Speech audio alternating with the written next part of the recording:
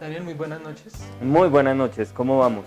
Muy bien. Sabemos que usted es un periodista consagrado, ahora un youtuber de 40, pero quisiera saber qué influencia tuvo su papá para que usted iniciara su carrera como periodista.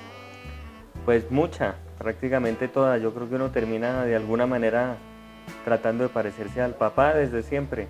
Y por lo menos yo en mi caso, en el hábitat que veía y tal, pues siempre vi que era un tipo que estaba escribiendo, hablando del periódico, a veces en vacaciones me dejaba ir un par de días y demás. Entonces creo que pues ese hábitat me ayudó mucho. Eh, en todo caso yo estudié literatura y no periodismo. Yo siempre digo que estudié literatura por mi mamá. Mi mamá pues no es escritora como mi papá, pero creo que la sensibilidad de ella es muy extrema y es muy poética. Entonces finalmente ese cruce de aguas fueron las que me convirtieron al final en lo que soy, en periodista. ¿Cómo es su llegada a Soho y cómo consigue llegar al puesto de director de la revista? Pues yo era columnista de cromos y de cromos me empezaron a pedir columnas para Soho y escribí un par de columnas y de ahí me llamaron a la dirección. A mí realmente al principio no me sonaba mucho dirigir Soho, me parecía pues que era una revista eh, que promovía mucho el lujo en un país muy pobre y pues yo tenía un discurso muy semejante. Pero después de reflexionarlo entendí también que el periodismo narrativo, el periodismo literario en Estados Unidos tuvo como plataforma las revistas de estilo de vida, incluyendo a Playboy. Ahí era donde las grandes firmas de la literatura eran contratadas para hacer reportajes extensos. Entonces me pareció que uno podía defender el cascarón de Soho, incluso todo ese cascarón convertirlo en un manifiesto de vanguardias, pues, de torear la doble moral colombiana y detrás de eso hacer de la revista una plataforma de periodismo narrativo que fuera sensacional y creo que sucedió. En su tiempo como director de Soho, ¿cuál cree que fue el artículo que más impactó a la revista? Pues yo recuerdo muchos que fueron muy buenos. Eh, Sin duda alguna los de Alberto Salcedo Ramos, cualquiera de ellos, pero quizás uno de los que más, una crónica extensa, un perfil extenso que le pedimos sobre Pambelé. Él después lo complementó y lo volvió un libro, pero fue una crónica maravillosa y creo que fue de las primeras veces que una revista en Colombia publicaba 100 páginas, un tema de 100 páginas, pues sin miedo. Entonces fue un gran especial de lectura y fue muy bueno. Pero recuerdo muchas crónicas de periodismo de suplantación que hicimos, de cambio de roles. Alfredo Molano cuando suplantó a un loco que piden los semáforos que es idéntico de él, esa fue una crónica muy divertida. Andrés Felipe Solano, el novelista, lo mandamos a vivir 6 meses con el salario mínimo en Medellín e hizo una crónica que a su vez también se volvió libro. Al periodista Daniel Riera lo hicimos ir desde la Patagonia hasta la frontera con México en bus y publicamos su crónica por entregas. Entonces no podría decir una en concreto, creo que hicimos muchos trabajos de periodismo narrativo, muchos de ellos de primer nivel. ¿Cómo consigue entrar a la revista Semana? Pues yo tenía una columna de humor a la vez que era director de Soho en la revista Jet Set. Soho, Jet Set y Semana pues pertenecen al mismo grupo empresarial, la publicación de Semana. Y hubo en algún momento un remozón ahí de fichajes de columnistas y María Isabel Rueda se fue para El Tiempo y Héctor Abad se fue para El Espectador y bueno, se movió el mercado de columnistas. Y en Semana decidieron acudir a la cantera para seguir hablando en términos futbolísticos, porque a mi columna en Jet Set le iba bien, era una columna de sátira que se burlaba un poco de todas las cosas que uno encuentra pues en una revista como Jet Set, de la farándula, de las frijoladas, bueno, en fin, de toda esa puesta en escena de la alta sociedad. Entonces era una revista que se burlaba, una columna, perdón, que se burlaba mucho de eso. Y el director de Semana y la gerente de ese momento se dieron el lapo de intentar que esa misma columna viviera en un hábitat político como el de la revista Semana y ya no fuera quincenal como en Jet Set, sino semanal. Y me aventaron a esa aventura y desde entonces estoy dándole, he escrito columnas en Semana desde hace casi 9 años y nunca he faltado, es decir, nunca ha habido una sola semana en la que no escribo mi columna, me haya pasado en términos personales lo que me haya pasado, jamás esté en las vacaciones en las que esté, siempre mando religiosamente la columna. Y entre todos esos años, tantas columnas semanales, ¿tiene una en mente que para usted haya sido la mejor de semana? De las que yo he escrito, no, difícilmente.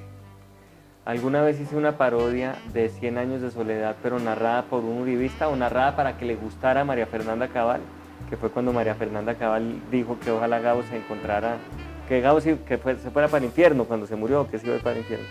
Entonces hice una versión de 100 años de soledad que sería del gusto de una uribista como María Fernanda Cabal. Esa le tengo como especial recuerdo cariño. Y se ganó sus premios y tal. Pero no, de resto el oficio de columnista se trata de salir del lío de la semana de la mejor manera posible y dejarlo atrás y seguir.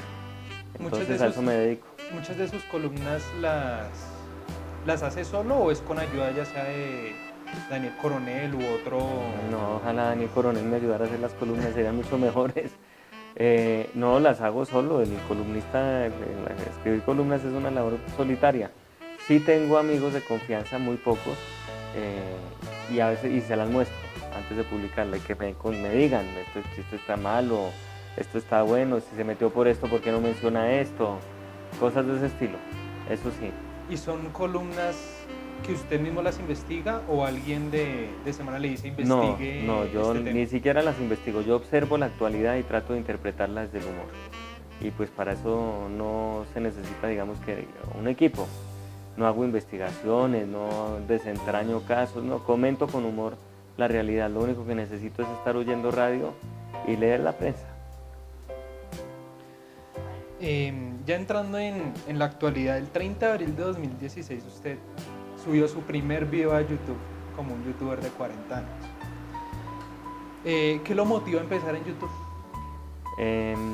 Pues realmente eso sucedió porque el tema de la semana, que es lo que uno está buscando cuando escribe columnas, en ese momento fue la visita de Germán Garmendia a la Feria del Libro, que la colapsó. Y ahí todos descubrimos lo que era un youtuber. Nos hablan del youtuber Germán Garmendia y pues nadie entendía nada. Nadie, por lo menos de mi generación, ni lectores de semana, ni nada. Entonces me pareció que podía ser divertido hacer una columna diciendo que si para vender libros, porque yo ahí tenía un libro a la venta, era necesario volverse youtuber, yo no tenía problema alguno en volverme youtuber. Y le pedí a un amigo muy querido que se llama Diego Santos, que sabe hacer videos, que me ayudara. Yo escribía el guión y lo actuaba, pero que él pues, me grabara y lo editara. Y todo esto con el fin de acompañar la columna con un video.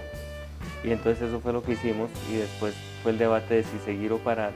Y me animé a seguir haciendo el segundo video y ya de ahí pues el tercero y ya de ahí pues me volví youtuber. Es decir, que le empezó una relación entre el canal y las columnas semanales que usted hace. Sí, claro, y el canal se trata de que haya una tensión entre el escritor y el youtuber, pues. Por eso siempre digo que siempre y cuando compren mi puto libro, como si estuviera usando el canal es para vender libros. ¿Se divierte haciendo los videos? Mucho, sí, es muy divertido. ¿Lo encuentra en el modo como un hobby o ya lo ve como un trabajo actualmente? No, es muy divertido, es muy refrescante, me gusta hacerlo, me despeja, me hace reír, me hace interactuar con gente, porque el rol de columnista pues es solitario dentro del periodismo. Esto me recupera un poco el ánimo de editor que tenía cuando estaba en Soho, cuando era director de Soho. Es decir, toca buscar personajes, inventarse vainas, ver gente, entrevistar, como estar pendiente de más formatos periodísticos, salir a la calle.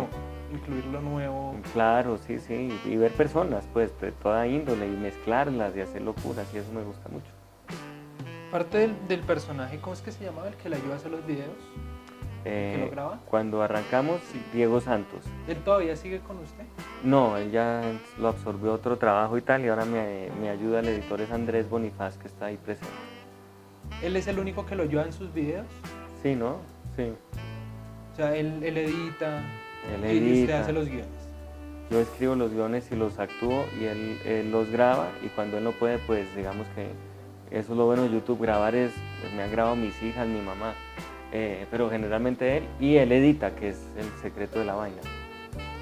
Y actualmente sigue el canal de YouTube con las relaciones con las columnas que usted hace semanalmente? ¿O ya el tema es completamente Pues los diferente? formatos son distintos, entonces puede haber material que sirva, pero como es un formato distinto, pues el mismo formato se encarga de modificar ese material y de refrescarlo.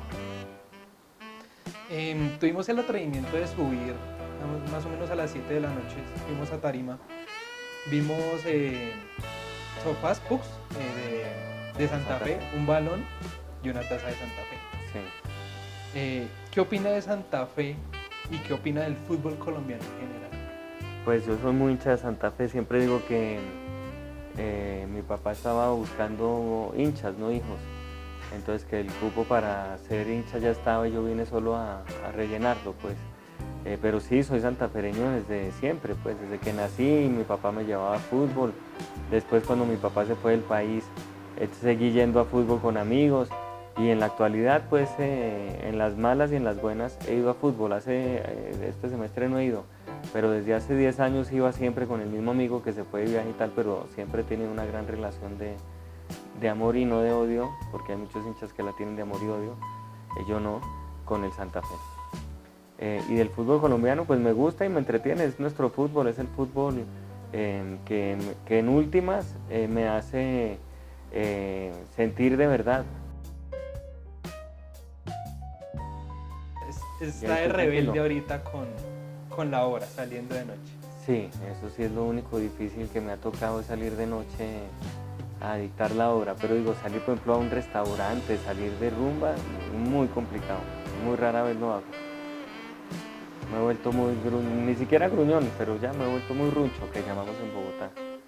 ¿Y el canal de YouTube sí ha sido un impulso con la hora actualmente? Con todo, sí, sin duda, yo creo que fue muy importante haberlo hecho, creo que revitalizó mi carrera, fácilmente me triplicó o cuatriplicó mi audiencia, porque pues la audiencia que leía la columna era una audiencia limitada, de determinado perfil socioeconómico, de determinada edad.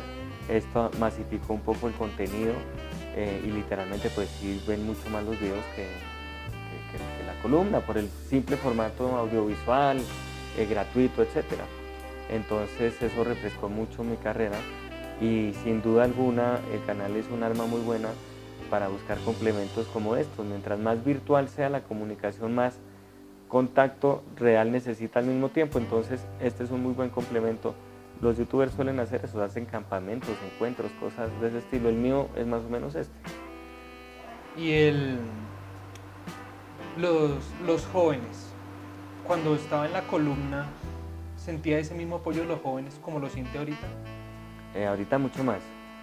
¿Y cuando tenía la columna se sentía o No, era...? yo creo que era una columna pues que sí le llegaba a un público muy joven, irreverente por lo menos, etcétera. Porque no era una columna para gente muy clásica, digamos, tocaba leerla desde cierta posición de Desde cierta vida medio perspectiva. rebelde, digamos, para disfrutarla, o si no, pues uno la puede leer como José Galán de Amargarse y está bien también, pero mis lectores generalmente eran lectores pues desprevenidos, de espíritu abierto y tal, y muchos jóvenes son así, coinciden con eso, pero sin duda conecto mucho más con los jóvenes gracias al canal de YouTube, sin duda alguna, pues, y ¿Cuánto con jóvenes espera, muy jóvenes además.